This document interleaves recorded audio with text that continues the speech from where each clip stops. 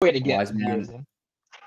Hello, Well, I everybody. fear all the people who were just watching Eevees will just Come back to this one. Hello, everybody. Welcome back to the channel. We are starting a little early here because Jake and I ended our previous stream early, and we were all sitting around, figured why not. So, about a month ago, Jake and Ben chose 3 books each for me, and I was going to do an update for them at the halfway point, except I snuckily read all 6. So this is actually the results. And I just want to say to anybody who saw the thumbnail, I just used the pictures I had from the previous one to keep it consistent when we didn't know what they even had picked. So the thumbnail is not a spoiler. It has nothing to do with anything. I literally just picked, like, I only changed one word in the thumbnail. So everything is fine. And I actually thought the same thing, funnily enough, when I saw the thumbnail. I was like, what? Lost. Crap. Yes, maybe I did. Jake did think that he lost based off of just his thumbnail that he had forgotten was the previous thumbnail. So, maybe you deserve to lose because of that. Have you ever thought of that? Now I am thinking of that. I think I might deserve to lose if I lost, but I don't think that would be the reason I deserve to lose. Is there any possibility of anything we do or say during the stream changing these secret ratings? Is that a possibility? No, but I will say your audio is really bad. Deduct 1 star per book. I don't know if you maybe want to try, because like you usually sound really good, but right now you're crackly. Oh yeah, sorry, I'm coming in through the headphones, Mike. Let me change it. So Jake and I just chose new books for Eevee. If anybody missed that, I recommend them go check it out. We picked 2 books for Eevee to read, and Eevee is here to see the results of this one. And apparently it's just a thing that Jake and I do now is pick books for people. Thanks, Sarah, for starting this. Awesome. Yes, this was actually entirely Sarah's idea. We did not decide to become the BookTube recommenders. And then it was Ben. We haven't gone. And then it was Ben's idea. Yeah. I got FOMO and needed. Keep getting hired. We just the phone keeps ringing. Am I coming in better now? Is it? Yeah, you sound way better. Yeah. Okay. But your pitch for me went great. So that went well. I'm happy we did this whole rigmarole. No, actually, I won't say that yet. I have something funny to say after. But okay, so before I tell you guys anything, do you have any guesses after like a month of rumination about how things might have went? Anything you want to throw out to see if you were right about it? Or are you just anxious to get right to it? Okay, I am throwing out there. This is already. I am possibly protesting the competition. You read The Mercy of Gods. You read an author duo's 10th novel alongside their first collaboration novel, and I think that Mercy of Gods was a packed a bigger punch as a book 1, and so I think that hurt Leviathan Falls. Leviathan Wakes. I think I'm gonna predict an undeserved 4 stars for this, and that's my 4 prediction. stars would be deserved because that's accurate. So I'm aware of the fact that happened, and just for anybody, like my library loans, I have a certain amount that I can have like on hold at a time, and that's like 10. And so when one comes in, I like really need to listen to it if I can. And so Mercy of Gods happened to come in like right as I was about to start Leviathan Wakes. So I was like, well, I really need, and I also just like genuinely really wanted to listen to Mercy of Gods. So I messaged Jake and Ben. I was like, wouldn't it be funny if I, started Mercy of Gods and then Ben lost the point? I thought it was funny. But you guys took it very serious. I was just kidding. And so I was very aware. So I was aware of the fact that might influence me. So I did do a lot of examining as to whether or not that would be an impact. But I really don't think it impacted me. Like, I'm sure there's like subtle ways that it might have, but I think when I'm reading a different book, like a different book is never like, I can't point to any case where, like, because I know Ben has been like this before, where like you didn't like Storm of Swords as much because you're like, I love Clash of Kings way more because of the immersion. And I'm like, yeah, but Storm of Swords is like objectively just like, I mean, like so much shit happens in Storm, like it just doesn't affect me the same way to like compare books to other books that way. So it was more interesting to see how certain aspects of each book felt different and maybe more polished. And like I will tell you right now, Mercy of Gods is for sure more polished. Like I don't think you need that to be a spoiler. It's a book that they've now written 10 books together with. But I didn't just go into it haphazard, Ben. Like I really put thought into it. So well, Good, okay. I'd like to say maybe Ben should have thought ahead and picked Mercy of the Gods before he read it. Yeah, sometimes you gotta take risks. A very bold pick. It's like, obviously the 10th book by the author is better, huh? Guess it wasn't obvious enough to pick it beforehand. To recap for everyone, and actually, I do want to say we decided this off. We went away with the author bonus point just because all 6 books were authors I hadn't read. So the only bonus point is for the book I liked the most overall. So we also removed the more bonus point for if you gave it a higher score than the person who recommended it. I forgot. We still have that one. We still have that one. Yeah, that one affects me because you read all my 5-star books. Yet another pre-protest that I am wait until Ben is subbing in for me because he knew last time I was the one. Because Jake read this book, God knows how long ago, gave it 5 stars last year, 9.0, and now all of a sudden, through some weird bureaucratic reshuffling in his rating system, it's now no longer 5 stars. And it was not 5 stars like bonus 7 months before I picked these for Kyle. Like no more than that. It was in January. Yeah, like 8 months before I picked them for Kyle. It's been 4 stars. I think at this point about as long as the 5 for you when you read it. That's what barely. matters. It was barely a 5-star book. Before we chose this, he decided it was a 4-star. Yeah, well before. And hey, it could have been even funnier because I'm a psychopath in the last couple days did fancy Excel things to see like what my ratings of books would have been if my mean was actually like if my average book I read was actually a 5 out of 10. What if I tried to convince you to go with those ratings? That I'm just gonna say, Jake said he was going to do that and then disappeared for like a day and then came back. He's like, I have finished doing this and the results are psychopathic. And then he never posted anything else. Well, I think there's going to be a video where I go through stuff. Oh, okay. I got you. And I'm going to be like, my average rating for this series becomes this. Hey, the 5-star reads I read this year, this is their score now. Okay. So a quick recap. One more prediction. Okay. Kyle did reveal to us that 2 of the books, maybe more, but at least 2 of them got the same rating. And I'm curious if Jake had a prediction for which those were. I thought it would be Leviathan, Wakes, and Rage of Dragons as like 4-star book 1s of modern fantasy, kind of where solid reads. That was what I thought was the same. Did you have any thought on which? Man, I don't know what he picked. He's done a pretty good job. I do think my data points are he did tell Johanna that he thought he thought she would like to like the lightning, but he could have said that even if he didn't like it. I don't think he would say that if he hated it. Like if it was 1 star, like I've never seen him be like, hey, I actually think you would like Ready Player One. Like I've never heard that sentence. I legitimately have recommended Ready Player One to people, but not online. Yeah, you wouldn't recommend it to someone who you thought had good taste though. Yeah, no, I wouldn't for sure. So anyway, I'm my prediction is that To Like the Lightning gets at least 2 stars. That's how confident I'm feeling. Okay.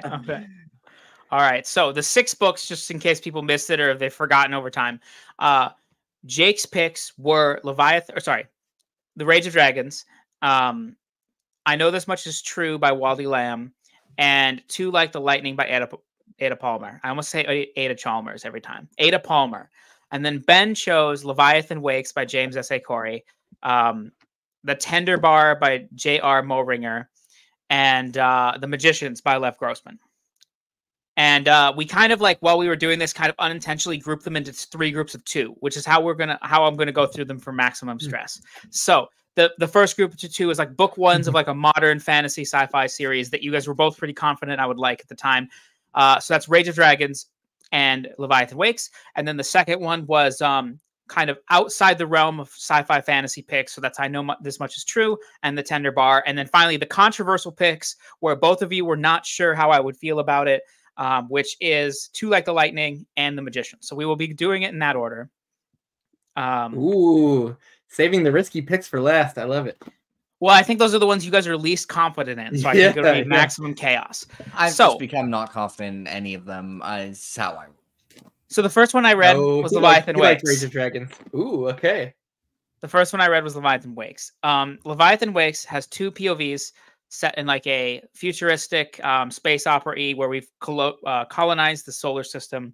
And I've liked Daniel Abraham in the past, and I was really wanting to get to this series for a while. I have the nice, like, you know, special editions up here of the 3 first ones, and I was really hoping that I would like this series. So I was really glad that Ben chose it. So you follow 2 POVs. You have Holden and Miller. And they alternate. Hoping? They alternate chapters. What? You said you were hoping you would like this series, which does not actually imply definitively that you are. Yeah. But I'm putting myself in the pre-choice. Yeah. So I will say that I did like Leviathan Wakes. I thought it was pretty good. I liked the setup of the world.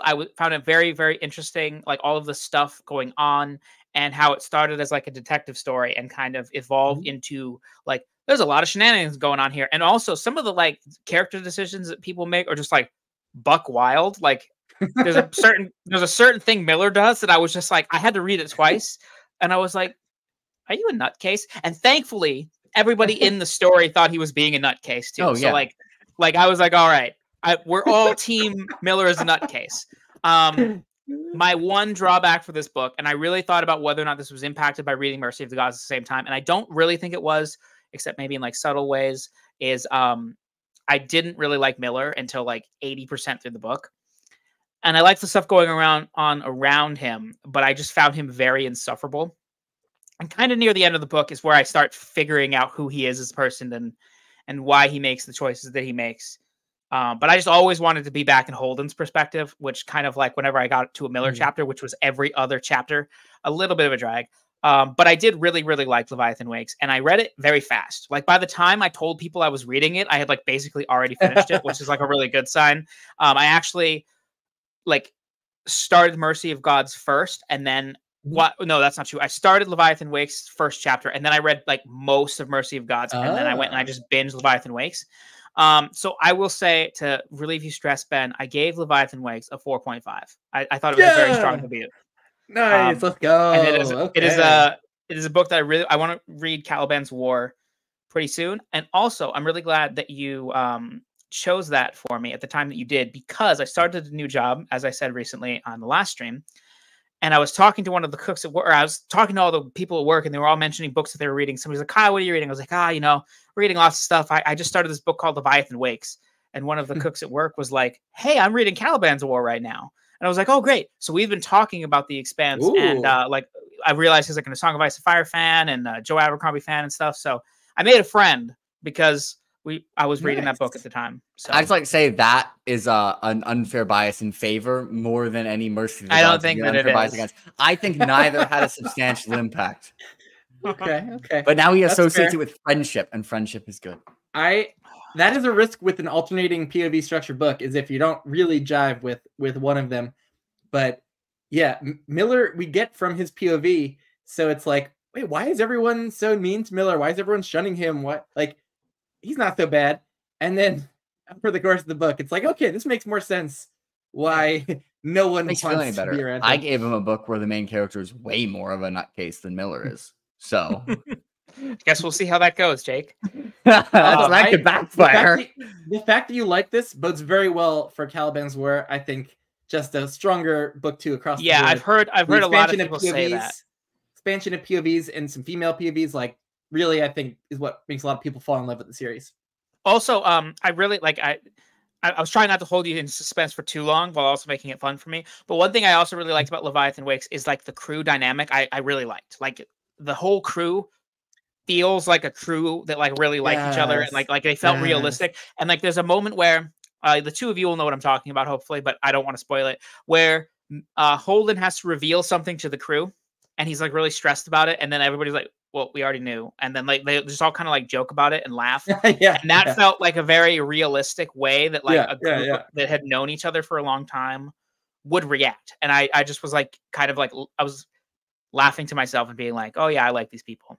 So strong pick. The crew dynamic, a strength of the whole series, but apparently like it could bias you against Mercy of Gods, because like James S. A. Corey series without a crew dynamic that is as fun apparently Mercy of Gods is a better book. not- I will die on yeah. this hill. Like, it is better. But- Mercy of But Gods is I think way Mike from Mike's book reviews was really just missing the Rossi crew maybe when he yeah. read Mercy of Gods, and Yeah. understandable though, because they have great appeal. Yeah. I mean, for sure. And also, over the course of 9 books, you're gonna get really attached to that type of story and storytelling and stuff. I actually thought they felt fairly different. Like, I really liked reading them at the same time because it just made me respect them as a duo more. Because they were like pretty different styles of stories, and they felt seamless in the way that it was the same author. So yeah, I don't know exactly that they split the writing perfectly, but I do think they kind of like each wrote a separate POV. in Leviathan Wakes, this that is book- allegedly what they did. Yeah. And Who wrote? And so they which changed- POV? they changed their whole process kind of after this book, and I think they just got better and better at collaborating. Wait, I don't think they've it's- told us, Jake. Oh, But okay. I would be. I would bet it's Abraham writing Miller, the less I think it's straightforward one. Because Daniel Really? Oh, wow. Abraham is a better author than Ty Franck, who had not Hmm. written anything before. Because I actually heard them on an interview recently. Originally, Ty Franck was just like the ideas man. He was like, I want to tell you to write this. And then Daniel Abraham went and wrote it. And he's like, yeah, but it's like it's not exactly like, I just want to. And so they ended up writing it together. So I feel like the stuff that's stronger is probably Daniel, but we'll never know, most likely. Jake, are you ready? Yeah. This is your baby. This is your baby dearest. Yeah, I'm very This is, scared. Ooh, This I is like it too. I like Rage it of too. Dragons. I know, but Yeah. not as much as Stars- Jake. Jake, have Yeah. you read this book 3 times? Yes. Okay. So Rage of Dragons is about revenge. It is African inspired. It is by Evan Winter. These are two I would say names. Winters. And it is fucking awesome. It is so Let's good. go. I don't really have a negative for this book, except like, okay, I do have a negative for the book, which is that like the people who criticize it, like I actually see what they're saying, like in terms of like Tao is just like a very frustrating protagonist. And it is really like it's like best served cold, but with less good characters for like a large portion of the book. And so like intellectually that did pull me back a little because I was like, bro, he's like really one-track minded, like really one-track minded. But I also like could not stop reading it. And I will just say best last paragraph that I've read in a very long time. That last paragraph Dragon is has been called, and it's so good. sorry. First of all, that is very awesome, but I'm talking specifically about the end before the epilogue. Oh, okay. But yeah, the end of the epilogue also is a killer. End of the book was very, very good. I will say I couldn't give it a full 5. I'm sorry, Jake. Ooh, I wanted I to give it a I thought I was I down. wanted to give it a full 5, but I do think for a large portion of the book, Tao is just so singularly minded and so unflinching on what he's trying to get done to the point where like I kept getting frustrated with the narrative. And I do think that the narrative addresses that by the end. But it did impact my reading experience, and it just felt frustrating at the time. So I actually think that I will give Fires of Vengeance like a high score. Like, I'm really, really excited. Like I'm gonna read Fires of Vengeance like right away. Let's like go. I didn't want to start it Nice. because I didn't want to give you guys a hint. But Yeah. end of this so book is So so strong. addicting. I actually, so I was messaging Bookborn about these books because I didn't want to tell other people because other people can't keep secrets. And I was like, yeah, like the Rage of Dragons is like really hooking me. Like it's like fun, but it's just not really like, it's like good. And then the last like 10% hit, I was like, this book slams. It Like, does. The end is so good. Wow, that last paragraph that I just checked out, yeah, that's good stuff. That's good stuff. Yeah, that last paragraph is what really it's what really cemented to a 4.5 is the last paragraph. Ooh, that's how much I like that last paragraph. Oh, wow, But very strong pick. We're running neck and neck. I Those are neck and neck. And same yes, score for these two. But Derry, one thing you have to realize is I'm trying to be a showman, and because I put Ben on the back foot, I had to put Jake on the forward's foot. Just bring to it be back. like, actually, you're tied. Yeah, I'm but just no, I tied did. like Rage of I didn't. Dragons. Like, I didn't lie. I did think it was an awesome book. I specifically tried to lead Ben into thinking he was losing. So, oh man, they are. I think you're gonna love. I think you're gonna love Pirates of Vengeance. It is a very different kind of like story and plot, and I mean, in a it's cool way. it's still very like stabby. Yeah. Also, I just like a couple days ago went and checked what's going on with Lord of Demons, and did you guys see that he's like almost done? Oh, No. where was that update? I didn't see that. He had an update in his newsletter, which I couldn't see because I wasn't part of his newsletter. But somebody posted the contents on Reddit, and it was 4 months ago. It said on Reddit, and he said in the newsletter that he's like, hey guys, I know I said I wanted it out 2024. Unfortunately, I missed the cutoff for it being 2024, but I'm almost done. Tomorrow, I'm sending off the first half to my editor, and I hope to be able to send the second half to my editor soon. So, like, I really think I'll hit like a 2025 release. So I do think it's coming out soon. So excited. It's so, like this is okay. There is an unfortunately like clunky bit of recap, but it is not a very big. Yeah, thing. it's like a page and a half or something.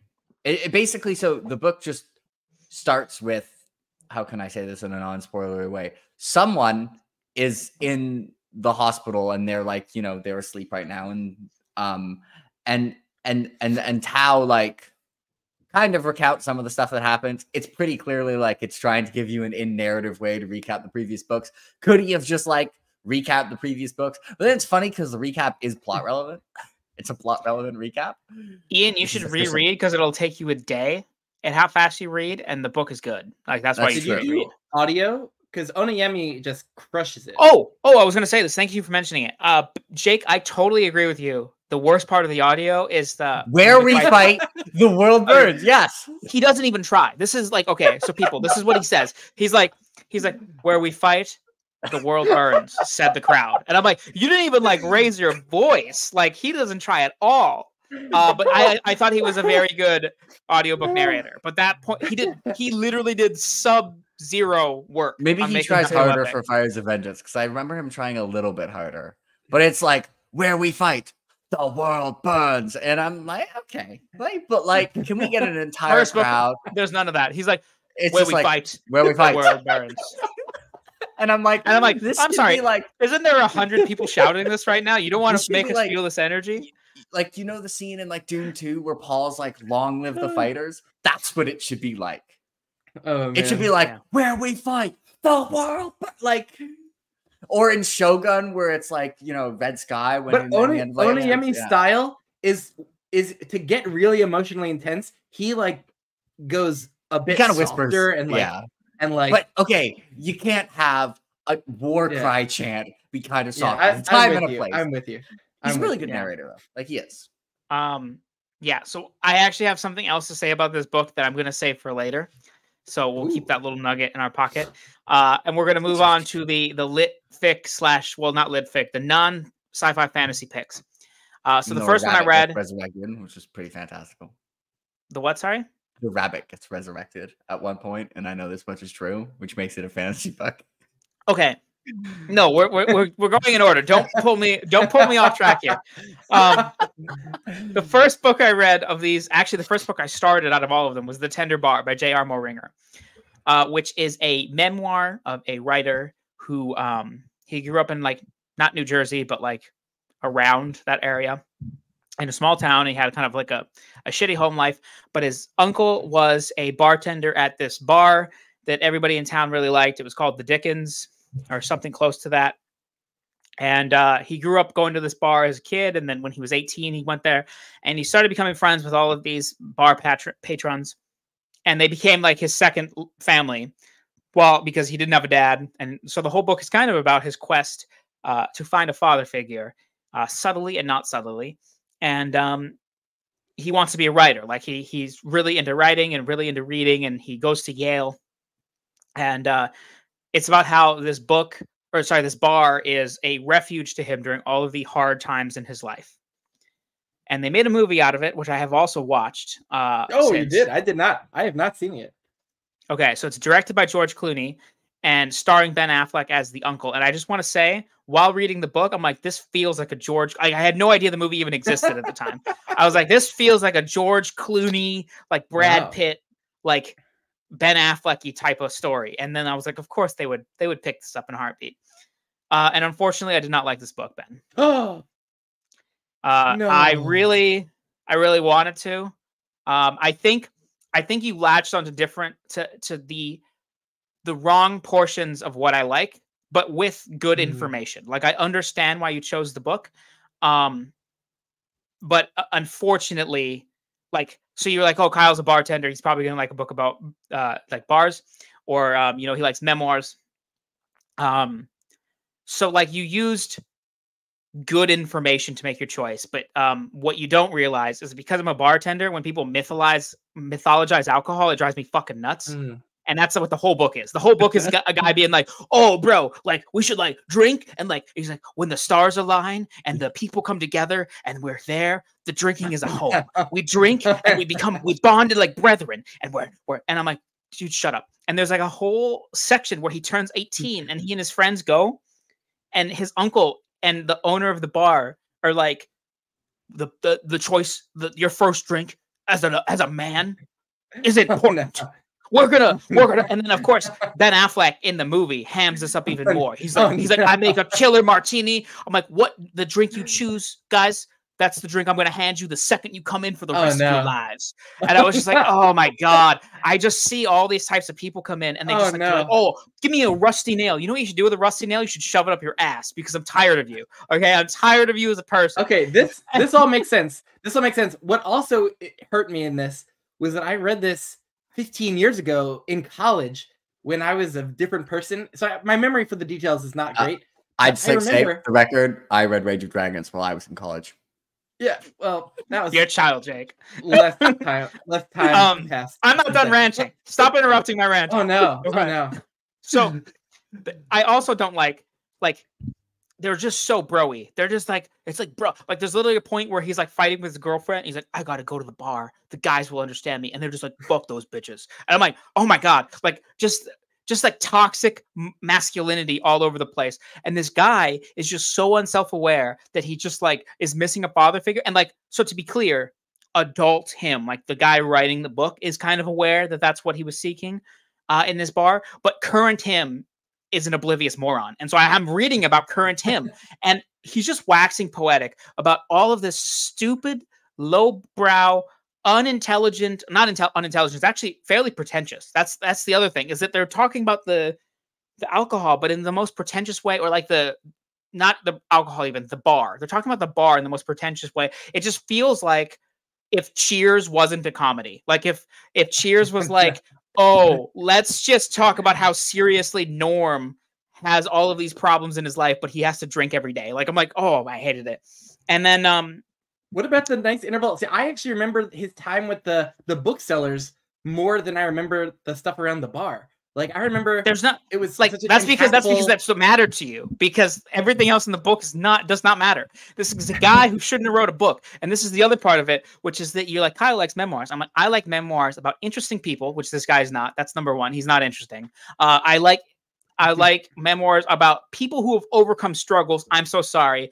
Having to deal with living near a bar and then having to not go to that bar all the time, lest your girlfriend leave you, is not struggles. Okay, so that's number two. And I like memoirs from people who are around interesting things. And that is the number one biggest complaint I have about this book, because he's not around interesting people, but he thinks they're interesting. And let me tell you, I have a friend named Kevin. And I'm going to tell you quickly about Kevin, which is that Kevin is one of the funniest people I've ever met in my life. And if I was to tell you why he's funny, I couldn't. It's just looks. He just, like, the looks on his face when things happen, he's just a comedic genius. But if I was to tell you stories about why Kevin is funny, you guys would be like, I don't know why you're telling me this. That's the whole book. He's just like Bob and Bob the cop and Charles and the Rain Man and whatever their stupid names are. He's just like, they're so funny. They're a hoot and a holler. And he'll just tell him a story about this guy being drunk one day. And I'm like, I don't know Bob the cop. I don't care about Bob the cop. This is boring. That was fun. I will say, in my defense, I read this when I was much less experienced in literature. It hit when I was in college. I recommended it to a female friend that was a coworker at this nonprofit, and she loved it. So I was 1 for 1 on wrecking this. And I remember just like fond memories of reading it and me feeling like I could personally identify with him, like, because I was around the same age as the character when he was like a young adult and going to college. And so, yeah, all these fond memories you are just now smashing I'm sorry. I can't help it, Ian. That was an entertaining rant. But don't worry, when he starts ranting about "I know this much is true" in 2 minutes, we can both be angry with him, and my smile can disappear. You'll be more mad than me. I remember. Hold on. I remember the Tender Bar as a touching story of a boy who grew up without a father, who found a second home at the bar with the regulars, who were like a second family among themselves, and who kind of raised him. And then they move out to Arizona, so he's away from the bar. But this gay couple, like bookseller duo, kind of like takes him in as this stray, and they kind of like raise him through his teenage years to appreciate like literature and to teach him all sorts of wisdom and life lessons and help him go off to Yale. And that is not a very big part of the book, man. that's the biggest part that stands out in my memory. Most of the book is him being at Yale, and like also the stuff with him being at Yale is fundamentally like just annoying to me because he's bad at being at Yale, and then he's like, you know what I should do? I should go ask the people in the bar, and they will be able to help me with my problems. But really, like, I'll just tell you about Bob the cop. And I don't remember the names anymore because this has been a while. But at the time, I was going to rant about each of these individual dumbasses with their names. Like, I grew up on a carnival. So you have to remember that I grew up with people with dumb names. Like, there was Rusty, you know, like Rusty was a good dude. And again, if I was to tell you stories about Rusty, you'd be like, yeah, like, well, whatever. But it doesn't need to be a book. Like, and then he's at Yale and he's making all these bad decisions. I remember, and I will say, touching like romantic drama going on at Yale. What is wrong with you? Well, that's insane. Kyle, a touching romantic drama. Kyle a touching romantic drama. Kyle in his head before this. I will be diplomatic. Kyle during the video. What? You were insane, dude. There's literally you do not. Okay, look, mileage varies on what's touching and romantic and stuff. But I retroactively give Grace of Kings 1 star. Shut your mouth. He's dating this girl and she's like, hey, could you maybe, like, if you could find it in your heart, could you please like maybe go to the bar a little less? She's like, I guess I'm gonna have to ask the guys at the bar what they think about this. And he goes to the bar, he's like, hey, this squeeze over here, this lady, this broad over here thinks that I should stop seeing you guys. What should I think? And they're like, dump that hoe. And then he does. And I'm like, how is that touching to you? What is going on? And I'm trying to be a little funny here. Like he does make some mistakes with her and then talks about how he like wistfully regrets it and stuff. And like there is this stuff about him thinking back and how he wasn't in a place and time to like they were in different places in their life. And that stuff theoretically would be touching if he wasn't a pretentious, annoying writer to begin with. Then I could maybe he didn't have pretensions to be a very serious journalist. Like he wanted to write long-form journalism for the New York Times, which he did for a short time. I think he then got fired or left. He should have. Since he's made God knows how many millions of dollars being a ghostwriter for Andre Agassi and Prince Harry. Man, I doubt he's made millions, but he's surviving. I will say for a positive. Sorry, go ahead, Jake. We now have Ben's lost points for having a main character who's a little crazy and a main character who's pretentious, and I'm still just thinking of Mycroft this entire time. What star rating did we get? For I haven't told you yet because I'm going to tell you the last little bit here, which is the ending simultaneously is the best part of the book and also the part that made me the angriest because he spends a lot of time telling us every little story about Bob the cop and his cousin Rustov or anything going on with all these people. They go on a date. We hear all about it. They have a funny story. We hear all about it. They change their drink. They don't want a gin martini anymore. They want to drink a 7 and 7. We hear all about it. It reminds me of that episode of Community where where Chang is like talking to himself because he thinks he's in a noir movie. So he's just like talking to himself and his lips are moving. He's like, I need to find out, but they don't know. And that's what he sounds like with all of the people because they'll just be like, talking about an event that happened in their life, and then he'll be like pretentiousizing it in real time. But the end of the book, something actually sad and touching happens that I thought was the best well-written part of the book. And then it's like a time jump because he has to come back for a funeral. And then he's like, oh yeah, and here's all of these 14 things that happened to these people that's actually like legitimately interesting. And oh yeah, my uncle, like who knows what's going on with him? He lists like some things about his uncle that's going on. And then he's like, oh yeah, and like 3 or 4 of these guys died in 9/11. And I'm like, whoa. all this crazy stuff that you could actually talk about that has like emotional depth and weight, you're just tacking on at the end here. So I didn't like this book. I gave it 2 stars. And I only gave it 2 stars because the beginning and the ends of the book were both really well written. Like the first chapter of the book I thought was really strong. And the last chapter of the book I thought was really strong. And I just didn't like really anything else in the middle. Well, that'll teach me for wrecking something that I liked long ago. Oh boy. Oh boy. So Ben, have you now received trauma? Yes. Oh boy. I have ground to make up. I'm secretly very nice. I will say that was not supposed to be as much of a rant as it was. You know when you get momentum? We waited a while and then it built up. So it's not like I didn't hate read that book. There was just a lot of like annoyances throughout it. So now we come to I Know This Much Is True by Wally Lamb. And this book really needed an audiobook. It is long as fuck. It is incredibly long. It's really long, yeah. I did like it. I will say that. I did like it. I said in the stream with with Sarah, that I wish I knew someone who read it that knew more about schizophrenia than me, because I know just enough about schizophrenia to almost be a hindrance, because I took one class that dealt with schizophrenia, and it was like 9-ish years ago, and I'm by no means an expert. It felt like a lot of the schizophrenia stuff, and I Know This Much Is True, was a little on the what is the word I'm looking for? Exaggerated side, or sorry, most of it was grounded. Like I felt like most of it was good, and then it would just lean into like a couple scenes every once in a while where I felt like I'm like, this seems sensationalistic. But it was the 90s when the book was written, so I tried to be a little bit lenient on that aspect of it. But the psych stuff I actually thought was genuinely pretty good throughout the book. From my knowledge, I thought a lot of the psych stuff was good. My thoughts on the book pretty much mirror my thoughts on the TV show, except that I like books better, which is just that like the book is just misery after misery after misery after misery after misery after misery after brief soliloquy with some misery and then some more misery. And then like this guy over here is going to think about some misery. It's just misery for 900 pages. Sound good. And then I will say, excellent title drop. Do you agree with me, Jake? Oh yeah. It's an excellent title drop. There's 2 title drops. And the first one I was like, that's the title drop? Interesting. And then the last title drop, I was like, I was expecting it to be that. So I'm going to give I know nothing. I know less than you do about schizophrenia, but I knew you knew more about psychology than me. But one reason I was kind of confident with this is, so my mom's a psychiatric nurse. She, her job, her career, she kind of had 3 psychiatric nurse related jobs. One of them is, if someone was calling the police and someone was having like a mental breakdown and they needed someone to go who like knew how to deal with people having mental breakdowns who weren't the police, that was my mom.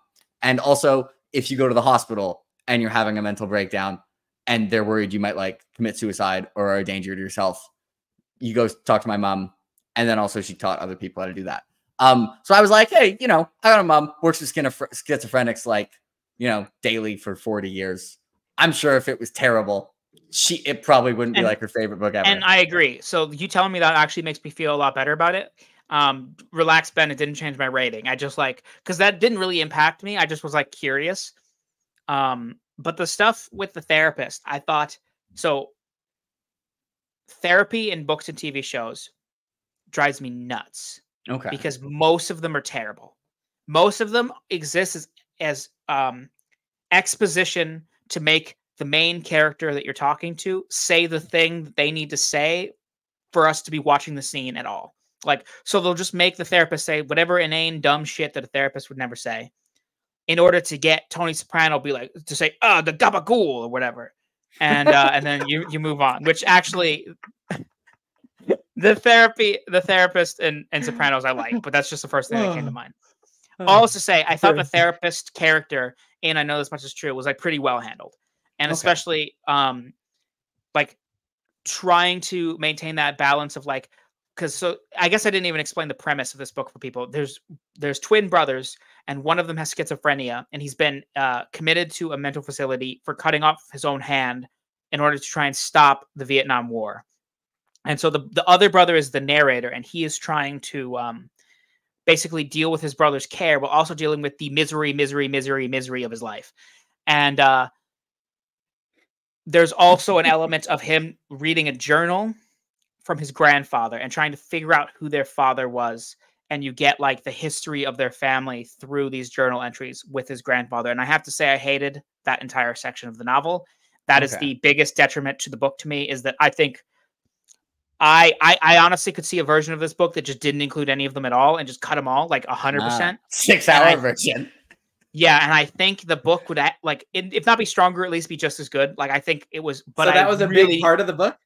Wow.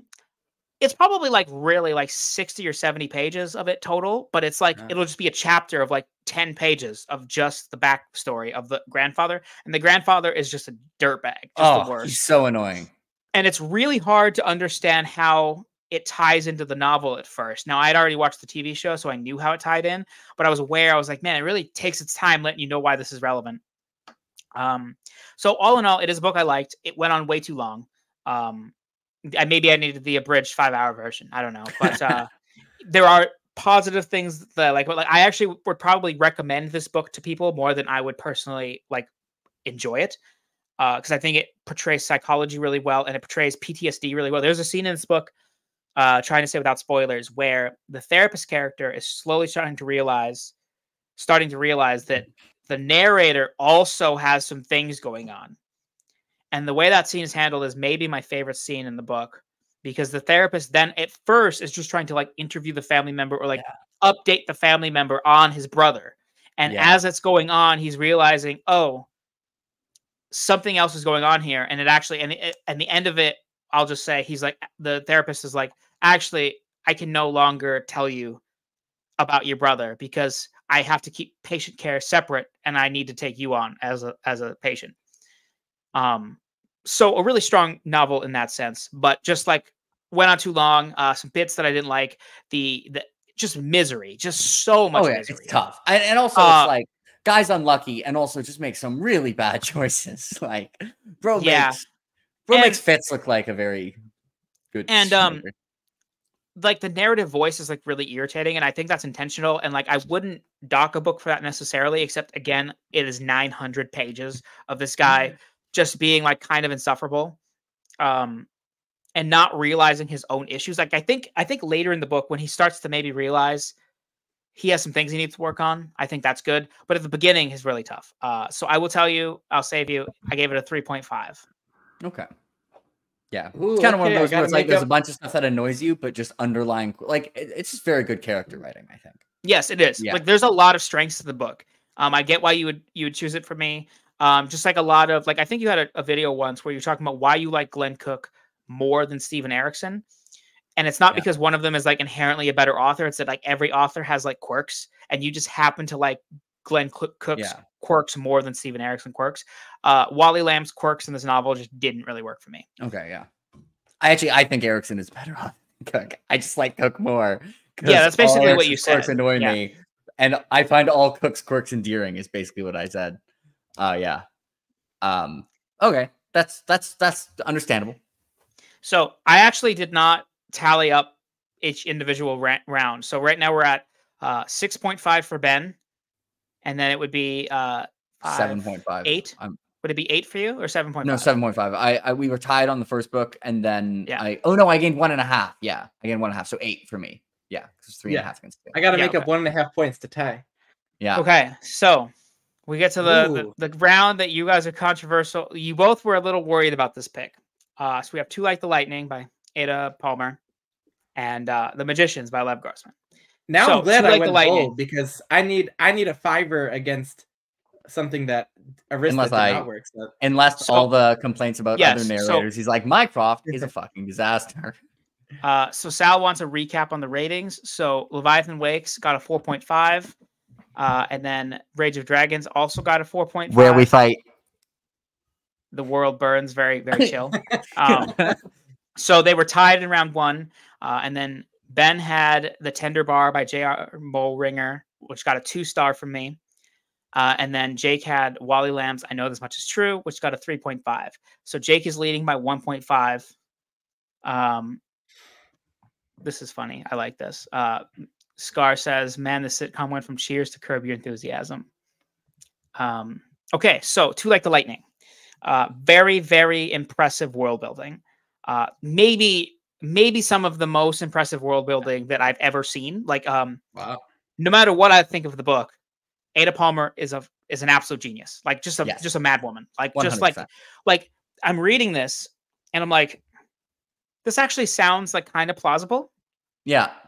Like usually when there's like futuristic stuff and then they're just like actually this is a big criticism I have of some of the stuff in Remembrance of Earth Past, which is that like Cixin Liu's like view of humanity in the future, I just find like most of the time silly. They're like, what if we just all like went underground and lived in a tunnel and painted ourselves blue, which is not a real thing. But I just mean like it's always seems very silly to me, his view of the future. But I think the world of Too Like the Lightning is super interesting and very well thought out. It is more confusing than I think that you said that it was. Like, I mean, obviously you said like mileage may vary, but I was more confused. It was harder for me to suss out what was going on and what the point of the novel was and what everybody was talking about and doing than maybe it was for you. Interesting. Okay. Character writing was very strong. I actually really like the narrative voice in terms of like the I guess the frame narrative. I really like the frame narrative. Okay. Which is Mycroft Canner is writing a history for the people in the future. Yes. But he's trying to use archaic language, which he harkens back to the 1800s, but like it's not kind of the 1800s. And I thought all that was really interesting and really cool, except, and this is my biggest negative of the book, I will just bring it up, absolutely obsessed with gender. Like, obsessed with gender to a point where, like, you know, 2/3 of the way through the book, I was just like, he'd be like, does it disturb you, reader, the idea that this woman has titties? And I'm like, dude, could you just leave me alone for like 1 minute? Like, and I think it's an interesting thought experiment. So like the premise for people listening, in the future, they don't use he or she pronouns. They use they. And Mycroft has a personal problem with this. He thinks, he wakes up every day and is like, what if we still use pronouns? So the dialogue that he's recording from people will say they. So like they'll, like, you know, if you'll be talking about like a young boy and the person in the story is talking, they will say they want to go to bed, but Mycroft will refer to them as he or she, and he can never do that by just saying he or she. They'll be like, they want to go to bed, and then that'll be in quotes, and then it'll be like, but it's a boy. Are you picturing a girl? Because you shouldn't. It is absolutely a boy. Reader. Like it is a boy. Where there's the reader interlude who's like, Mycroft, like, I'm only thinking of this because you're reminding me. Shut the fuck up. Yeah. And Mycroft's like, tough, man. Literally, I want to say every Mycroft chapter, he cannot not talk about it. And I'm like, dude, we get it. Like, you have an issue. And it got to a point where it's like beating a dead horse. Like, I think she's trying to make a really interesting point about how we view gender and how like that would change over time. And then different things would become taboo. But at a certain point, I'm like, dude, I just don't want to hear this commentary about every character that walks into a scene. So that is my biggest problem with the book. Other than that, I have mostly positives, which is this. I think it was very impressive. The characters were really good. The plot of the novel took a while to like kind of coalesce itself, but I did find it interesting. The same thing. I think I need, before the second book, now that I know what's going on, to like look up the different factions and stuff. And like, it took me a really long time to figure out what hive was. I after the first book, I think Kai asked me like, so what hive would you be in? I'm like, bro, I don't remember which was which. It's fine. Now I know. You'll be okay. If you ask me after I read Too Like the Lightning, like, what are the humanists about? I'm gonna be like, I think Sniper's a humanist, maybe. Now I'm like, yeah, the humanists are about like, well, you're fine. I couldn't even tell you. I didn't read this book very long ago. I couldn't tell you what the main, like, what are they called? What are that, like, the hubs called? The people, the main group we're following. The Bash, yeah. I couldn't even tell you what the bash of the main people were. Were they humanist? Yeah, they're humanist. Okay, I guess I was right. So Sal, they have hives in the future. So you no longer have like national governments because you can get anywhere in the world very quickly. And so instead, there's, I think, 6 or maybe 7 hives. Jake, correct me. Yeah, I think there's 7. There theoretically, I think, could be more, but some are just, I think there are 7, and a couple of them are pretty minor. Like, and it's basically about like, I mean, it really feels like Divergent, but like just thought out better, where it's like these people value intelligence and these people value creativity. And like when you're growing up, you don't subscribe to that. I think because there was a bunch of talk about like Grayless or something like that. Yeah. So yeah, you grow up just hive, and then you choose a hive as you like when you're an adult. Okay, that's what I thought. And you can switch like at any point. It's not like you have to like do some test to determine which you are, and then if you fail, it's just like it's just a reflection of like, you know, which one's belief systems do you kind of like right now, you know, and you you know, you later you and can decide actually really, the Masons thing is bullshit. Let's go watch the Olympics. Another major thing of this book is that religion is outlawed. You cannot talk about religion. So everybody has their personal priest that they can talk to about religion to get it out. And I think this book handles that well. I actually think it's impossible to predict how humanity would be. Like, this is one of those things where it's so weird and so against how we've always been that the thought idea or the thought experiment of how society could work that way is just too hard to comprehend. But I think she does maybe the best job that I could foresee of thinking how it would go. Because there's like all these little things where like there's brothels that mix like sex with just like talking about religion, which when they first popped up, I was like, this is insane. Ada Palmer, you are wild. And then I thought about it. I just listened. But then I thought about it and I was like, but would that happen though? I was like, I mean, if it's like a really big taboo and you can't talk about it with anybody, would you pay someone to just be like, I think God exists? Like, you know, like maybe you would. Like, I don't know. Like, it's impossible to know how. So I don't know. Really, really interesting. I do want to read the second one. I gave Too Like the Lightning a 4-star, and I really think if Mycroft just like chilled a little bit, it would have been a 4.5 because I there's a lot of strengths, but that really just irritated me. I would love to tell you that Mycroft will chill. Alas, it is not in his ability to chill. Okay. Yeah, world building wise, it is up there with the all-time greats for me. Like, also, I realized right before that the reason I forgot to say we get an extra point if they high is because I didn't give. I know this much is true. Yeah. So I just realized I'm still in this. What? If I nab best book of the competition. Yo, I forgot best book is a thing. I'm still in this thing. I forgot about the best book point. So I was like, oh, I just needed a 3.5, but no, a 5-star would get her. Jake, what did you give it? Too Like the Lightning, it rounds to a 4.5. An high 8 point something. I'm gonna say like 8.8. Gave it an 8.8.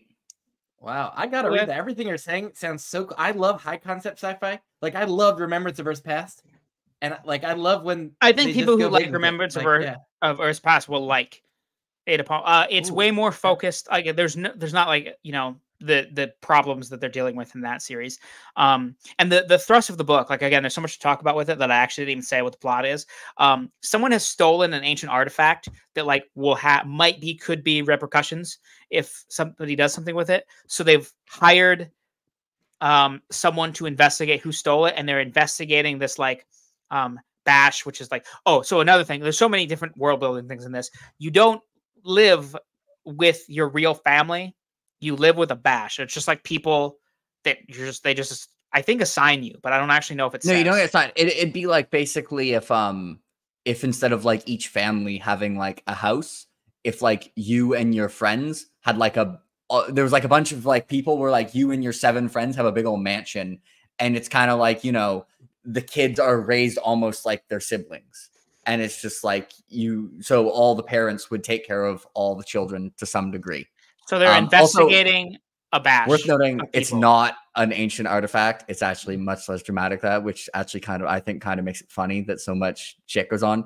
I think the thing that got stolen was just like, there's a thing called a 7-10 list, which is, it's straight up like a BuzzFeed list. And it's just like every year, all like the news organizations release like who they think the 10 most influential people in the world are.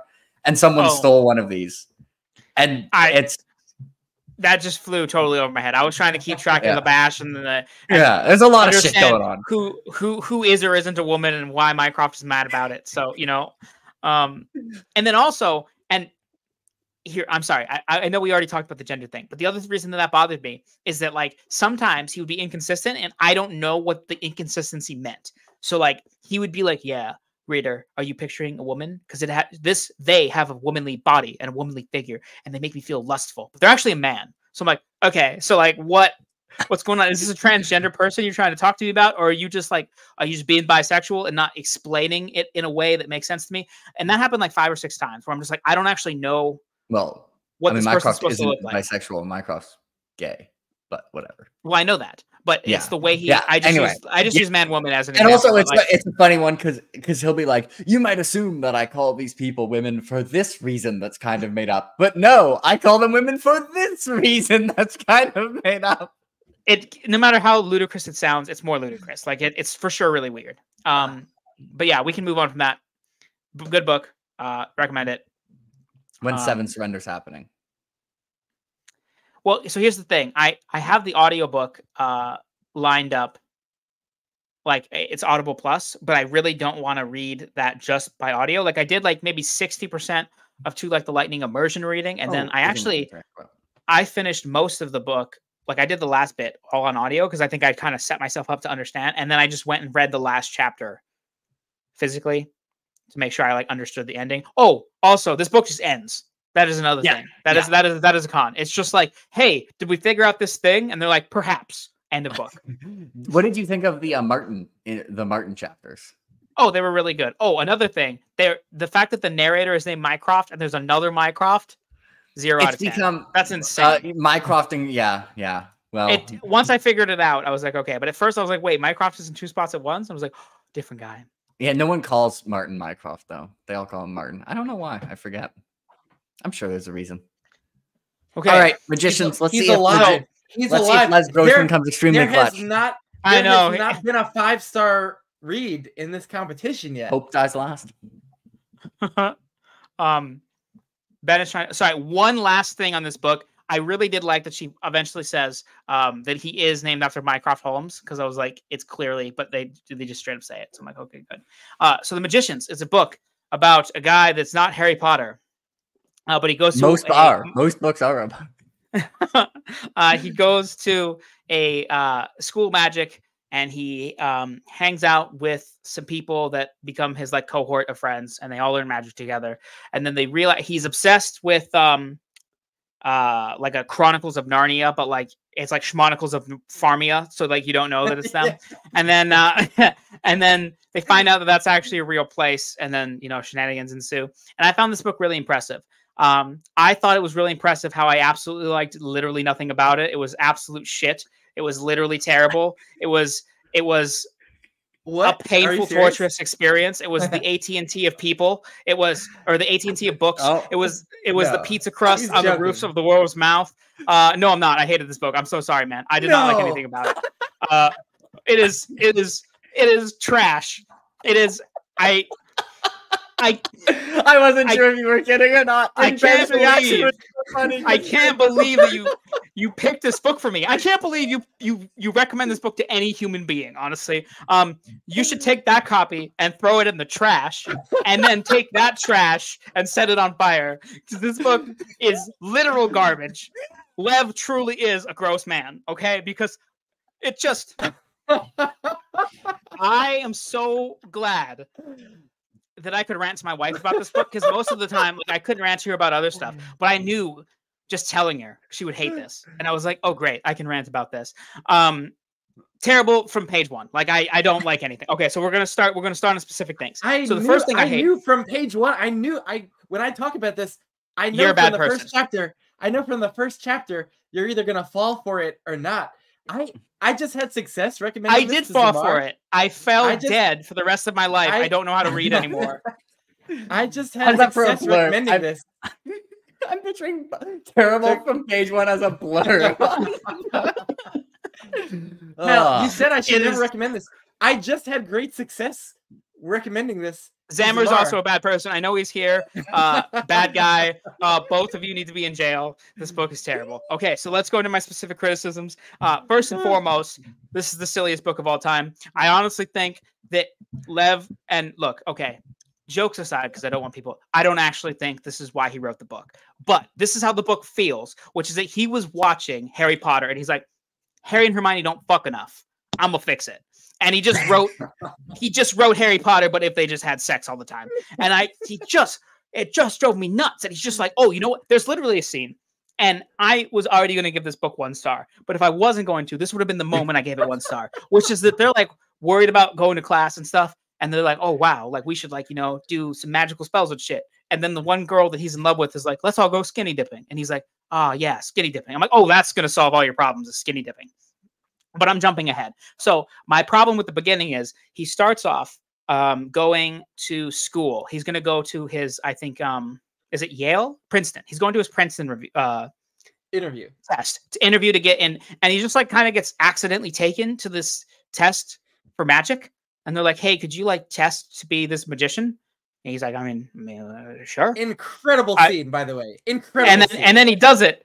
And then they're like, so we actually run a magic school, and we would like you to join this magic school. This guy was walking to go to Princeton. He was like literally on his way, like not like in a couple days. He was like, I'm gonna walk, and they're like, we're gonna steal you. Come this way. And then he takes this test. I'm like, do you want to like join our school? And he's like, I don't know. Like, could my friends come? And they're like, no, fuck your friends. Your friends can't come. Matter of fact, don't talk to your friends ever again. And he's like, okay. I'm like, could I see my family? And they're like, literally, you never had a family. Like, fuck your family. Never speak to them again. Forget their faces. Like, don't ever think of them. This is nothing like the scene or the book. It absolutely is. And then he's just like, all right, guess I will. And then that's the last he has conflict about it for a while. And then he just goes to the school, and he just like, is just good at it. And he just like, he never has a problem. He's not like Harry Potter where Harry's like, wow, is that a you know, like a chocolate frog that runs. Yeah, but it doesn't change anything for him. All of his dreams came true, and nothing. You are speaking nonsense to me. Depressed. It's existential and impactful. It's not. It is not existential. It's dumb. It literally, he doesn't care at all that he can't see his friends or family again, and he's just good at magic. He doesn't have a question about magic. But you know what he does care about? Titties. He loves to tell people. He's like, yo, they're boobs. He's just thinking about what gender boobs. is that person? Can Mycroft jet in and say? And yeah, Quentin is his name. Gender, Mycroft would be like, you may notice that I comment on this person's titties, but he is actually a masculine man. That doesn't come into play until like multiple years into the college. No. He has the male gaze in like chapter 2. Like, he doesn't actually have the sex scenes. Yes, and I'll get to those. But it's incredibly. It is the reason women are afraid. Some women are afraid to pick up a fantasy book written by a male, because it is just literally. He's just like, yeah. There's a point where like he's just talking to a girl that he meets for the first time, and he's just like fantasizing about her boobs for like a long time, and I'm like, could we move on? Let's see what else I didn't like. It just like now, admittedly, this could have worked well. I don't think it did in this book, which is that it moves past the whole, like it's like all of the years of school by like the 60 or 70% mark. And so we don't get any specific stuff about like the schooling. This book actually makes me like Name of the Wind and Wise Man's Fear like a lot more, because those are good books written by an author who like can be good. So that's just like really incredible. Like I really like that happened. Let's see what else there is. There's orgies, and we get to spend multiple pages, at least a full actual page. It's hard to tell because I did it on audio. Where the main character is just mad he's not able to participate in the orgies. So he'll be like imagine like Ron and Hermione's like room pain of being excluded. And like he can just hear orgies happening, and he's just sitting there just how dare they not include me in the orgy, like just getting so mad. And I'm like, why is this part of this book? There's no context. The context is stupid. The context is this guy is a gross man. Like, it's insane. I cannot believe you recommended this book to me. In fact, I'm gonna read a message I sent. Oh, you know what? It'll be too hard for me to find. I'll just have to summarize it. There was a part of the book where I was yelling about it to Bookborn. Because again, I needed allies in we this situation. I would like to request, since you robbed us of reactions, for you to post your half of, or if Bookborn is willing, hi Bookborn, but we should probably ask you first, if you could post the reactions you sent to Bookborn so we can see these. The ones that you can. Yeah. Are you gonna give this? Are you gonna give this big boy? Never reading this author again. Like, never ever. I can't again. wait for Ben. Eventually, I'll do this, and I'll get you two to pick, probably in like January, February of next year. And Ben is either going to be traumatized, or he's going to pick this and be like, he's best gonna for of sure three, make Kyle. it. He's going to be like, best of three, Kyle.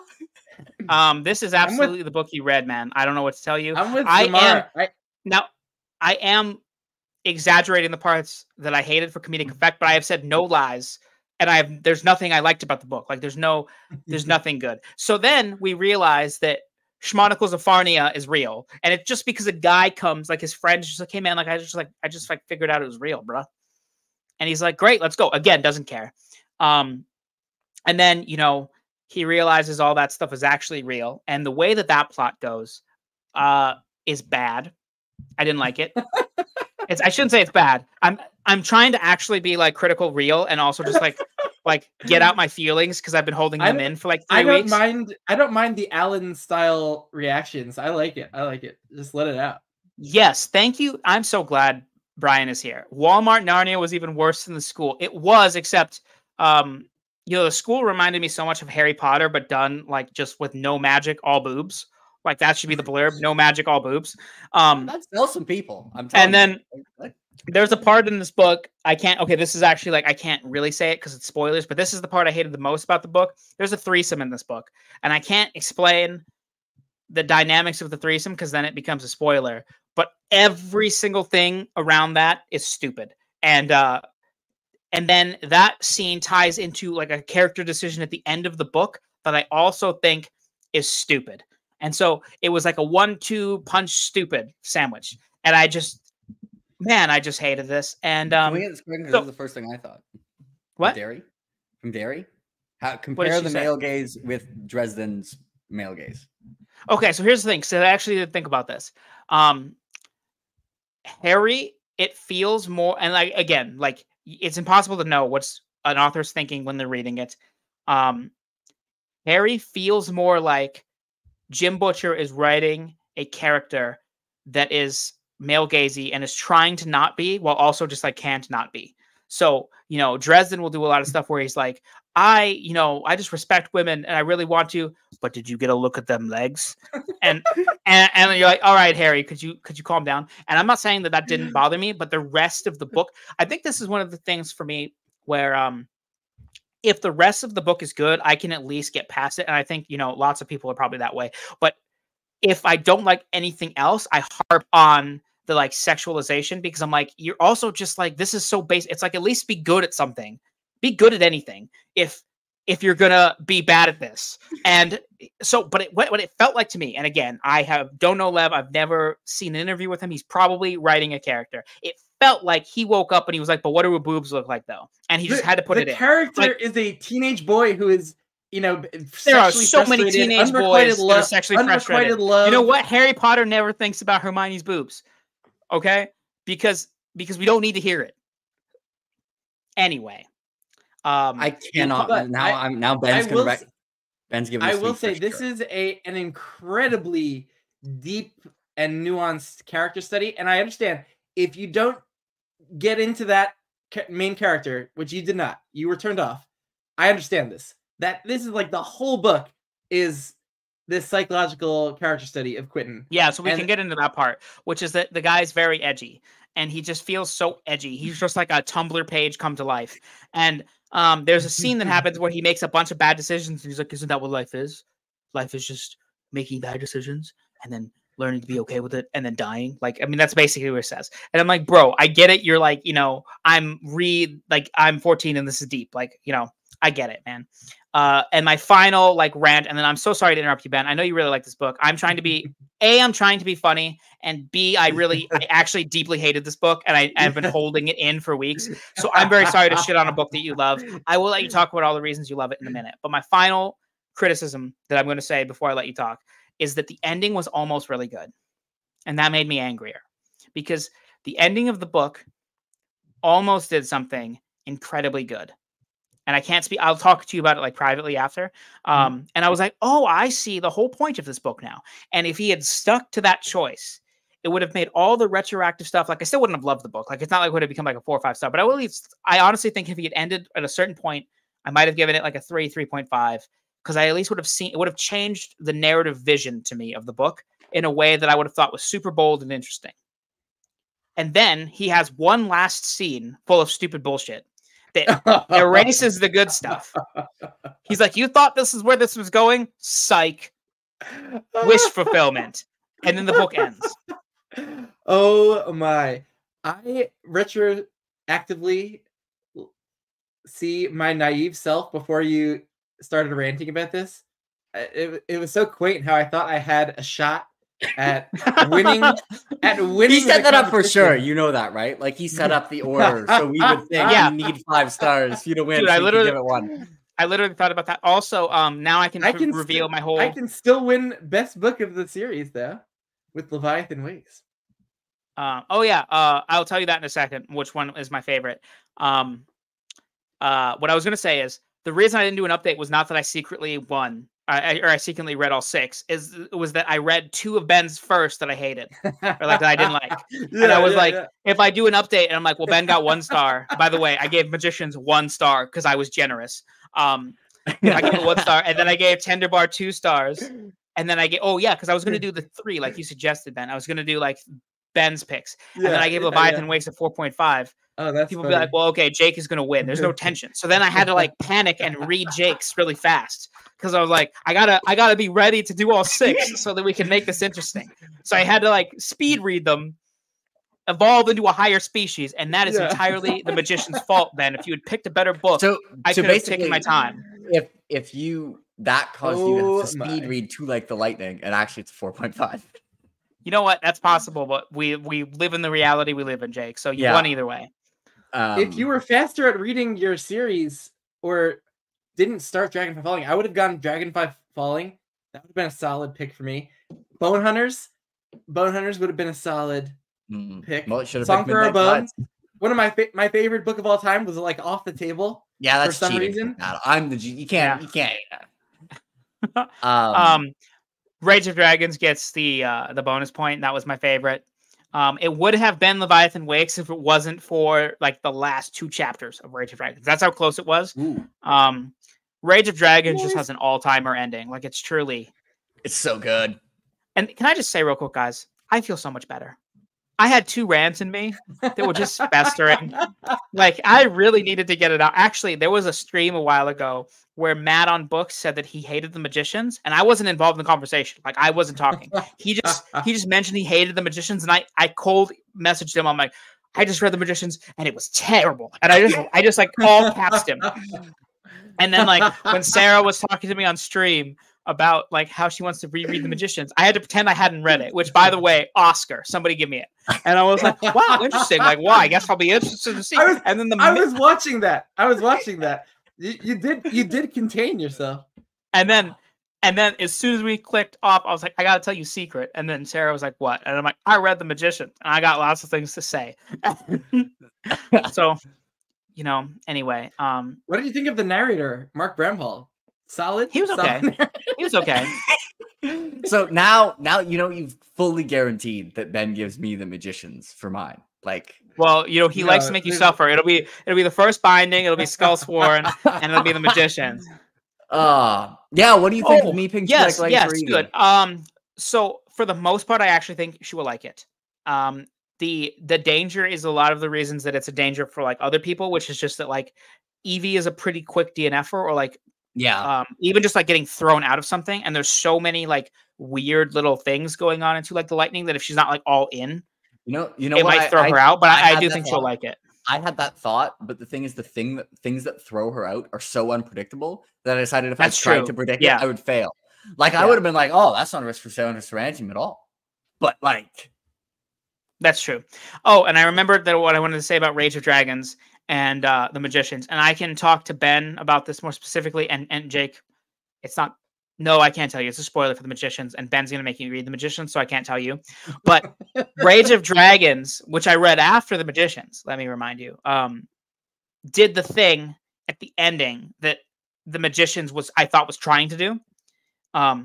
It was going in a way that I was like, oh, this is like super interesting, and it makes the whole story in a different context. And then it just like wimped out of that and did something entirely wish fulfillment-y, other stuff to set up the sequels. And Rage of Dragons actually committed to the thing. And I was like, man, that's what a good book is. So The Magicians did make me appreciate real literature. So Rage of Dragons is real literature. We made it, folks. I have to say, I am not terribly surprised. I knew there was a risk of this. It was the risky pick, right? Book, this book is horribly divisive. Like, it has its huge fans. What do you like about it? So, I know you don't. You are allergic to this I word, immersion. But listen, when I am immersed in a POV, we get the rant and the responses. But okay, that's fine. When I am immersed in a POV, I don't think you understand what my reading experience is like. I am not. I don't, because I read that book and I was like, this is hate. I am not analyzing the book. I am living it. I am just purely. Oh, so you were upset you weren't in the threesomes. Okay, I get it. I'm not. You were skinny dipping. Okay, I see. Well, that's very different. That's not how it works. I don't exist. I don't exist. I'm in the writing. I'm in the story. I'm outside of myself. I found this incredibly immersive and transporting, and just going on this crazy, wildly unpredictable journey where I think it's a fairly believable. No, it's not. Way that someone you were going to say a depressed, gifted teen thrown into the situation, like it rang very. I know you don't like this word either. Existentially true for me, in just the getting your fantastical dreams coming true does not solve all your problems. Does not make life easier or great or make you happier like you thought it would be. I found that emotional arc that is true compelling, first of all, but I can't just say what I liked about it, because I liked the entire experience because it was just me lost in the story and in the character. So I tend to like when authors do the worst thing, or what is it? The second worst thing is not getting what you want. The worst thing is getting it. Something like that. Yeah, no. So the way you describe the book is like interesting. And like I can see that through line. And again, he was going to commit. He was committing to that through line. Have you watched Ben, have you watched The Shield? No, never. Oh. Okay. There's a scene in The Shield that is very similar, like extremely similar to a scene near the end of The Magicians, to a point where I would actually be like really surprised if it wasn't at least like in his mind a little bit as a thing. And I thought that was going to be like, I was like, oh, I see. Because like, yeah, then I saw the arc of, oh, this is like guy's been depressed and he's been acting this way. And then all of this stuff doesn't go the way that he thinks it should go. I just think it was all done poorly. And I really wish that I didn't you explain that you're like immersed in it. And I'm like genuinely happy for you. And I don't want to sound like, because I've just been shitting on it for like half an hour now at this point. And I know it's a book that you really, really love. Funny. And I'm glad. But I just think it was done poorly, and I don't understand why it's popular. Like not even like in a way like it's jarring to me because it has a really low rating and it has a TV show that lasted 6 seasons. But it's like I don't know people that like it that aren't named Ben or Zamar. Like those are the two people I know that love it. So I'm like, are you secretly like just cloning yourself? Like, is it you and Lev Grossman's family that are just like posting 5-star reviews and like getting a show made? Oh my god! When you talked about the admissions test scene, so I read this first like 5 years ago. That's one of those scenes that really just stayed with me over the years, like in my memory. And when I reread this recently, I relived that scene all over again. I was like, oh my god, what an incredible, impactful scene! And the way you described it so brutally, and like your comedic summary, like, but did I lie? Just a completely different like Did I lie, you had with it. No, but Did like, I tell? you Okay. gave the cliff notes, but like how it's done through the character's eyes is what's compelling to me. But, Okay. wow, I'm glad that it worked I'm for you happy and that it only Lev produced- Grossman's family. I'm happy The funny that thing it is, if we produced read a chat, strong I think reaction. we might see a boost of the magician sales based on this rant. I'm happy Yeah, that it no produced doubt. a strong reaction because it's gonna be more memorable and a meme for us going forward than Yes. if it were just I like knew- a nothing and- 3-star. And you know, I thank you so much for being yourself, Ben, because there's a lot of people that I would have done this for, and I would have had to like temper that rant because I would have been afraid that they would get offended, and I knew that you would appreciate it for the fun that it was. And I'm glad that you loved the book, regardless of the fact that I think it's literal dumpster fire stuff. But Had you read this by the time that I did my book of the month, where I was choosing between The Magicians and Lions of Al-Rassan, and I gave it this one just edged out Lions of Al-Rassan. Does that now sting? I haven't read The Magicians, and I'm offended. what? Do you remember my monthly wrap up? There's a scene where he's mad that he's not at an orgy for like 2 pages, and you're just like, feel it, bro. Like, better than Lions of Al-Rassan. Like the end of this book, there's just like, what if we did wish fulfillment? And you're just like, better than Lions of Al-Rassan. He just is like walking down the street, and a gangster just like throws him in the back of a trunk and is like, "You're gonna learn magic now, punk."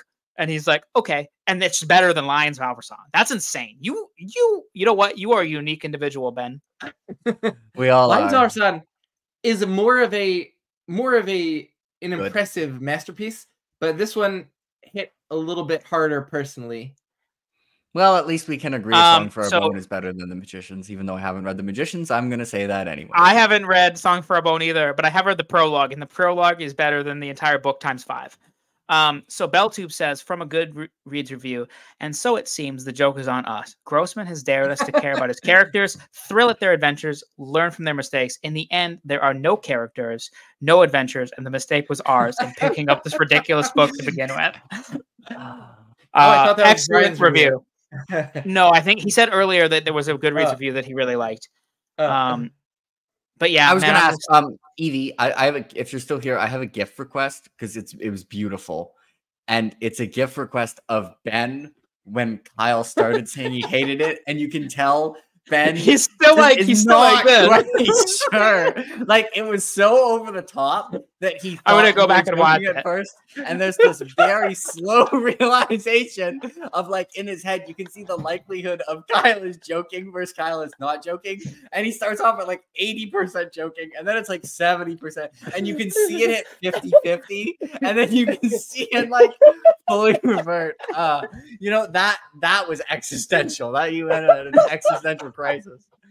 Oh, crap! I feel so much lighter. I'm gonna sleep like a baby tonight. We need a gif of that so much. It was so good. Oh man, Kyle pulled the rug out from under me because he started by saying it was incredible, and I thought no, I said, oh yeah, okay, it's incredible how I like nothing about it. Yeah. Oh, I'm so sorry. I was in the middle of my rant. There is something I liked. Yeah, there is something I liked. I was in the middle of my rant, and I actually thank you, Evie. Thank you. There is one scene in this book that I thought was genuinely good. There's a scene, so he has friends that don't matter because they're not magicians. He never speaks to them ever again. And then one of them reappears. And would you consider this a spoiler, Ben, saying what happened to that friend in the meantime? It sounds kind of. Yeah. Okay. That sounds that's an inherent. Yeah. One of his old friends pops up, and they have been going through a rough time. And the emotions written in that scene, I thought were very compelling and very realistic. And I am going through some, like, not similar exactly, but the similar emotion arc, something that's happening in my real life. And so I felt similar emotions towards that person that he felt towards this old friend. And I thought it was very well written. And I also just thought the dilemma was an inherently interesting dilemma. And then I don't think he really did anything with that. And maybe that is more of like a sequels problem or like a sequels thing. But I will say, like, I genuinely, no notes, like, really thought that one scene was very good. And that's the only scene that I could say that I liked. I'm glad that one worked. I thought that was it was How a great many scene. scenes in Lines of Our Song are better than that scene? Every scene. There's a scene where, like, in like chapter. See, 1 I was or 2, neutral, Ben, and then you told me, then you reminded me you had it above Lines of Our Song, and now I'm not neutral anymore. Sorry. But below Brightness Longer Go? There's below Brightness Okay. Longer Go. There's a scene in chapter 1-ish of Lines of Rasan where Jahay is just like, have you guys looked at his pee tube? Like, can somebody get me his tube of pee? That's a better flask? scene. Yeah, his urine flask. That's a better scene than the whole book. Bell tube in here, really laying it on. Can we just redo the competition? I have Dragonfly Falling on deck for you. I have the Bone Hunters. I have A Song for a Bone. 3 of my favorite books from favorite authors and series. Let's go. Redo right now. No, Already lost. I'm taking my victory. And also, Now, what's interesting is that Jake won both times. I am. So if it was a competition, I wanted Sarah as well. I'm 3-0, kind of. Yeah, but that one, I really don't count that one even. Yeah, we were collaborative. We were working together. I wasn't even trying to work against you. But you gamed me on the one with Ben, and then you beat Ben handedly with this one. So it'll be interesting when we do it for you, because it'll if Ben wins, I think it'll make you the supreme for sure champion at doing this. But if I win, it might just be like, Ben's actually terrible at this. So, you know, but I beat you, so I'm actually supreme no matter what. Yeah, like you'd still be better. Like you still won twice. But like it might just be like individually like close. Ben, but we'll rig it so you win, so I can be more on top. Okay, we'll talk. Actually, the funny thing is, I really tried to read Ben's tiebreaker pick in time for this chat, so I could be like, Ben, I gave you another book and you still lost. Well, what was the tiebreaker book? I forget. The Killer Angels. Oh, but my loan for it didn't come in time. Like it's like a 12-hour audiobook or something like that. So I was like, if it comes out literally the day before, like if I get it any time before the day before, I can just stop listening to everything else and just binge it and be like, Ben, you even got an extra chance and you still lost, buddy. What if that got 5 stars and then we couldn't have said I would have. Well, it wouldn't have. I mean, there's no way. Yeah. Like it would have actually counted. What even was my tiebreaker book? Not Philip Pullman. These guys. What is it called? Monsters and Men guy. Patrick Ness. Oh yeah, Knife of Never Letting Go. Yeah, that's the name of it. Man, yeah, choosing for you was pretty hard, I must say, but I'm glad at least I nailed one series that could be a big thing because got a lot more books in the series, could end up becoming a favorite. So I at least maybe started you on the path to a new favorite author. So yeah, if he reads 9 Expanse books, that'll mean you got more good books out of it than bad books out of it. Unfortunately, nothing will be as good as how bad The Magicians was. What were your out of 10 scores for these books? I don't have them in front of me right now. I have them written down. I think so. Rage of Dragons and Leviathan Waste both got a 9 out of 10. Okay. That's good. What else do we have? I know this much is true. I think it was a 7.5. I feel like it was a 7.5. Okay. And then Tender Bar is a 4 out of 10. Oh. And then Magicians, I mean, like is a 2 out of 10. It could be a 1 out of 10, but you know, we'll see. And then it's probably a 1 out of 10. It's not in Ready Player 2 territory, so that's good. What is Ready Player 2 out of 10? Do you remember? 0, I presume. I mean, it should be. Ready Player 2 is like a travesty. Like, wait, hold on. Which one did you like worse, Skullsworn or The Magicians? Oh, Magicians is worse for sure. Oh no. Wow. Oh, no. Like Skullsworn at least has like good atmosphere. I really hated The Magicians, man. Like I don't know what to tell you. I am one of the few people you gave Ready Player 1 a 1 out of 10. Yeah. Yeah, okay. And then you said it's the lowest numerical value you can assign or something, so you said there's no lower than 1. Well, I'm one of the few people that knows just how insulting that is towards Lev Grossman. Oh no, my I God. will say the Magicians is recent, and I read Skullsworn 2 years ago. It's possible if I read them closer together, like I might think Skullsworn is worse, because I am not defending Skullsworn. I'm just hating on like it is insult on Magicians. But yeah, Skullsworn sucks. Ready Player 2 is the only one I would say is for sure worse than both of these books. Rage. Oh, Rage by Stephen King is worse than this book for sure. Okay, That, I think you agree with gave that. Skullsworn 1, and I think you just said Magicians is 2. So I think. Then I changed it. I said Magicians might be 1. Yeah, the fact that it considered, I think I think you had more positive things to say about Magicians than Skullsworn, which is kind of funny because you didn't exactly have much positive to say. You were there's one scene that doesn't suck. Yeah, every scene in Skullsworn sucks. I did not find any scene compelling in Skullsworn. But I feel like the author had better. Like I left Skullsworn feeling like it's possible this author might one day get his shit together. Like there's no like I'm like oh, Lev Grossman is on the do not read list. Like we're done. If I see him at a wedding, I'm sitting at a different table. Oh, this is incredibly entertaining to watch. What was 2 Like Lightning out of 10? Probably an 8. Okay, I think an 8 sounds right to me.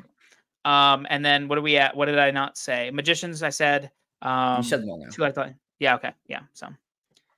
So yeah, it was a good time. Partially. It was partially a good time, but this was a good time. I'm glad you guys are good sports. Please post. I want to know the reactions you were sending to other people because you robbed us of reactions. I want Magicians 1 to all of them. I don't think I talked about most of the other books. Did you talk about 2 Like the Lightning? Yeah, the thing is, if you were reading, if someone else was doing this, you would have sent the 2 Like the Lightning stuff to me. Yes, I would have. Yeah. You know what, man? I can promise for 7 Surrenders, I will talk more. Fantastic. And that's the book you like better anyway. Yeah, 7 Surrenders is one of my favorite sci-fi books of all time. Just know when you read the thing is, I don't know if it's like I don't think it's one of them where like Adam Palmer like massively improved as a writer. It's just like the point of the scenes when you read them. So like it's the micro on like a scene by scene basis. I think it's only on average a little bit better. But it's on the macro scale. It's like things. The average scene has so much more impact because of that. It's not like when you see a jump from like Dresden, where I'm like, yeah, I like this more because Jim got better at writing. Right. I do think Adam Palmer got a little bit better at writing. But just man, the density of interesting shit is like so high. I will tell you, Jake, that I will read 7 Surrenders before Dragonsteel. Okay. Because I think I'm going to give you the Perhaps the Stars hardcover, and I don't want to like give you false expectations. Like I like the series, but I just know that's one of your favorite series of all time, and I just don't think I'm going to care as much about owning it in hardcover. And I know that you would like that. Now should I be cheering for you to not like 7 Surrenders so much? Maybe, I don't know, but I'm just saying if it becomes like an all-time favorite, you're out of luck. But I'm just saying I'm probably going to bring that for you. In all honesty, as much as I do like hardcovers, I would rather you like if you were like Perhaps the Stars 10 out of 10, holy shit, incredible. That'll make me more happy than the hardcover would in all likelihood. Okay, well, the consolation prize is you'll get a hardcover. So. Okay, I kind of win either way. Now, so the most I could lose is if you like it barely enough to keep it. Yeah, it's like if it's like 8-9-9-9, it's like be fucking good series. And it's gonna be vibes. I'm gonna be like, how much has Jake agreed with me lately? Did he call me a hater on Stories of Your Life and Others too much? I mean, Divide by Zero is a dumb story. I don't tell you. 5 by 0. Actually, you also give Divide by 0 2, so that means that's initial score the same as Divide by 0 is good. What's your problem with Divide by 0? It's been a while since I've read it, so I can't be specific. Just so anybody listening, Divide by Zero is a short story in the Ted Chiang collection, Stories of Your Life and Others. I did not like that collection as much as Exhalation.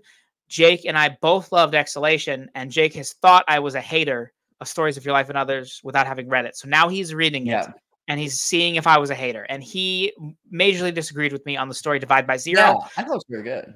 Which is a mathematician is like, there's a flaw in math.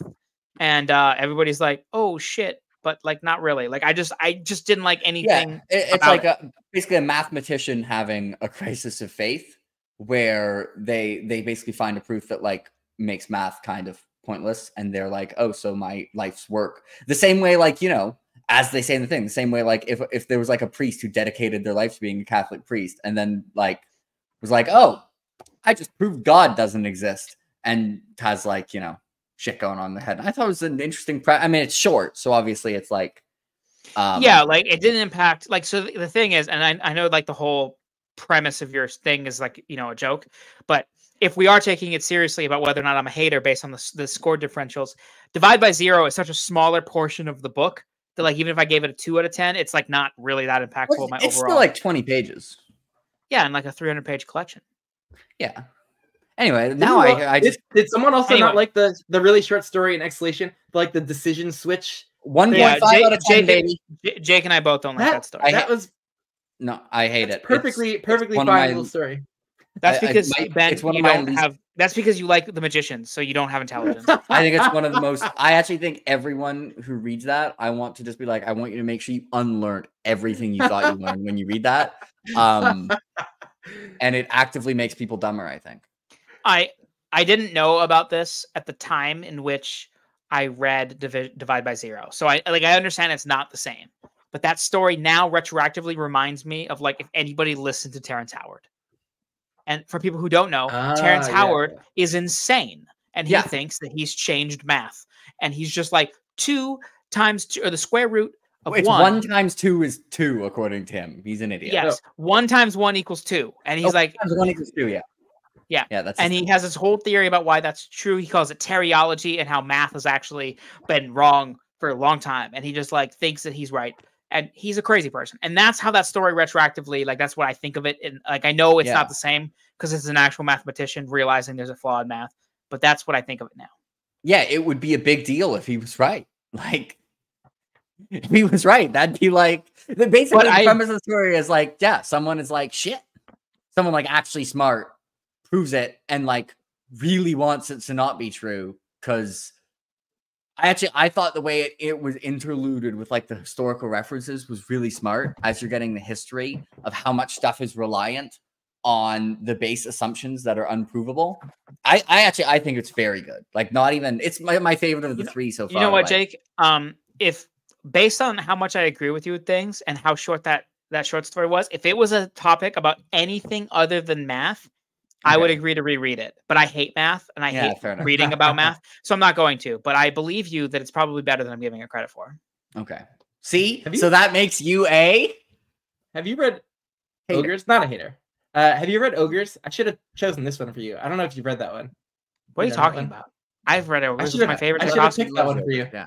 Oh, I read. That would have been a great pick. That would. I just said twice. Are you not listening to me? Are you not listening to me? Reaction to that. I read Ogres. Yeah, I mean, Kyle would be easy if he hadn't already read all the books, because the struggle with finding books for Kyle is I was just like, oh, he's read it. Oh, he's read it. Oh, he's read it. Like, you know, if he hadn't read all the stuff, I'd just be like, well, eventually I'm going to try to read every book that Jake has ever read so that he can. You could do it because you're so much faster than me. I will know. Are you going to read actually, you're reading Throne of Glass right now, so you're even doing that. Have you read Divergent? Yes, I hate it. Well, I didn't. I like the first book. When Kyle reads and rates Dragonfly Falling and Song for a Bone, I will know personally that these were my true competition picks. Okay, sure. Whatever you say. Live in copium. He's just living the copium. All right, guys. I have not eaten supper. I did 2 streams in a row. I'm extremely hungry. But guys, good game. I'm sorry that Ben is so bad at this. Truly terrible. Not good. But you can redeem yourself. Very good sport and a really good friend. Very insightful guy. Go check out his channel. Until Ben beats Kyle, and then we can play this back. And by transitive properties, Kyle will be even more horrible. That might be true. Join us in probably January when we do this for Jake. He has some stuff he has to clear off of his TBR. And in the meantime, check out what Jake and I chose for Eevee over on Eevee's channel. That should be fun. Less competitive, though. We're taking a break from the point system, but we're going to know who won. So. Yeah. Yeah. All right, and chat, thank you so much for indulging my rants and not thinking that I was being mean because Lev Grossman's a bad writer. All right, bye, everybody. See ya.